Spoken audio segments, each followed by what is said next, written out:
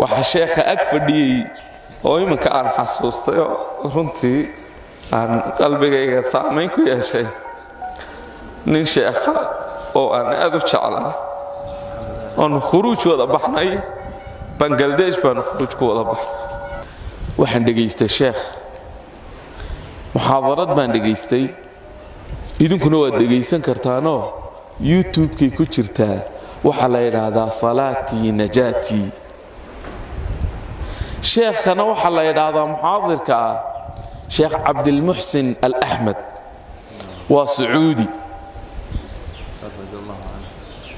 wuxuu ninkaasi yidhi waa sheekh way xidheen imika uu xidhay xabsi buu ku jiraa ilaahay ha ka sii daayay wuxuu yidhi Dubai ayaan magaaladan Dubai ee Imaaraadka ayaan safar ku imi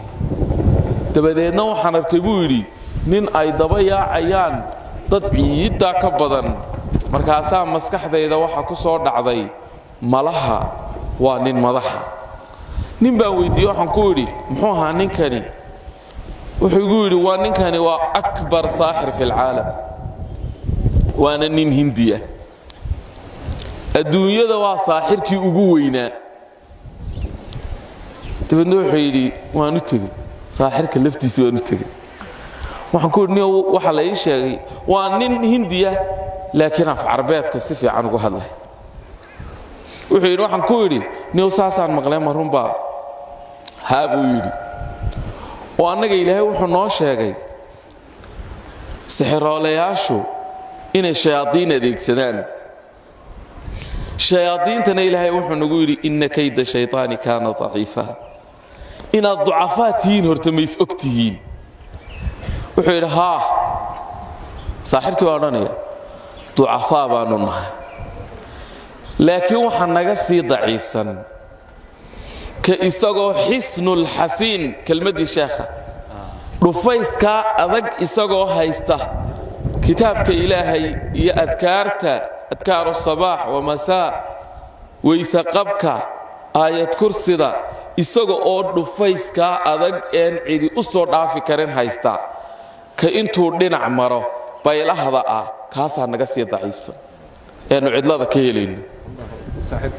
saaxirkii baa odhanaya oo maxaad uga jeedaa baan ku yidhi buu yidhi wuxuu yidhi anigoo dubaydan lafteeda muddo ka hor sixir samaynaya indha sarcaad saxaruu acyuna annaas ilaahay baa inoo sheegay soo maaha oo wuxuu yidhi intaan mindi soo qaato faash qoorta intaan iska jaro halkan dhigaya waa indha sarcaad iyo sixir intaan mindiyo waaweyn iyo bilaawayaal soo qaato caloosha intaan saa isaga soo rido mindhicirkii halkaas u daadanayo ayuunbuu inan yar halkaa ka soo kacay buu yidhi oo 20 jir wuxuu yidhi markaan sidaa qac indhaha ugu siiyey ayaan jidhidhico iyo qolof sida qofku markuu cabsoodo aad u argagaxo ayaa madaxayga saa uga kacday buu yidhi wuxuu yidhi inankii aragtidii weeyaan naxdintaan ka naxay in yar ka bacdina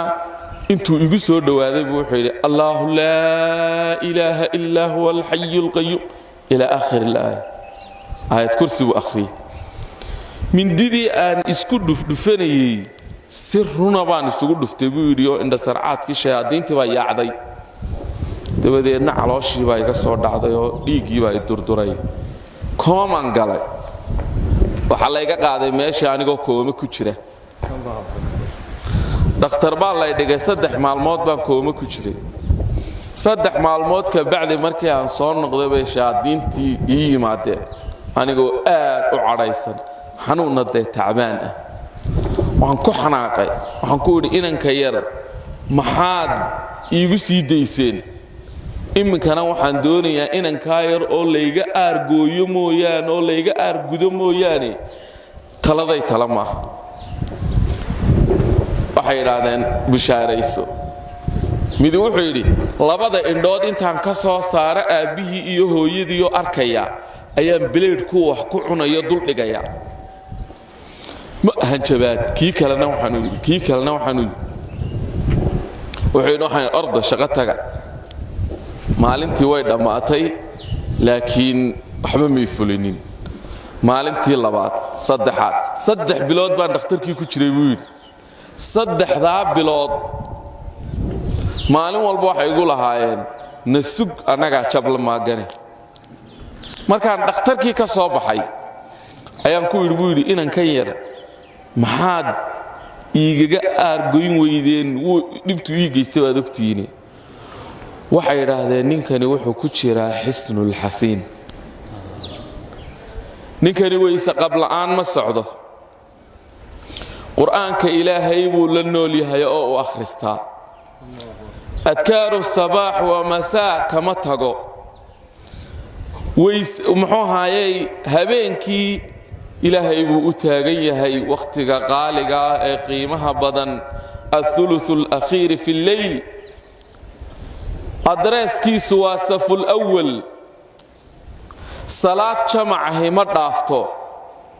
waxaanu eeganaynay hal subax oo uu ka seexdo salaada fajr rasuulku muxuu yidhi sal alla alay wasalam qofka salaada fajr tukada ee jamaacad ku tukada fahuwa fii dimmat illaah ilaahay magantiisuu ku jiraa